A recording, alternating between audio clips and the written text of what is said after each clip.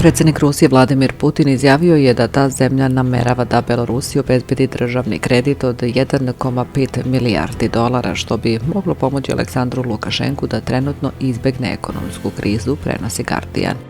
Nakon sastanka u Sočiju, Putin je istakao da je dogovoreno da će Rusija u ovom teškom trenutku obezbediti Belorusiji državni kredit. Prijatelj je u nevolji i tu iskreno kažem, rekao je Lukašenko na početku sastanka, zahvalivši se Putinu na podršci.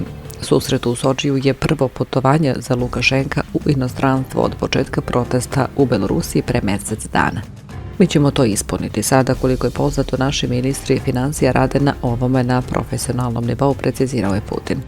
On je podsjetio da je ruski premijer Mihail Mišustin ranije održao uspješne pregovore u Minsku u svim oblastima saradnje dve zemlje, uključujući i finansijsku. Putin je naglasio da očekuje da će se informacije o kreditu odraziti na finansijskom tržištu, prenosi Sputnik.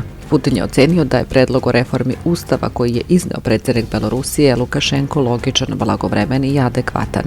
On je izrazio uverenje da će, s obzirom na Lukašenkovo iskustvo u političkom radu, posao na reformi ustava biti organizovan na najvišem nivou, prenosi ruska novinska agencija TASS.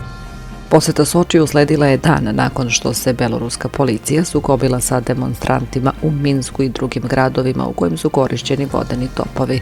U ponedeljak ujutru Ministarstvo unutrašnjih poslova saopštilo je da su u nedelju privedene 774 osobe, uključujući više od 500 u Minsku.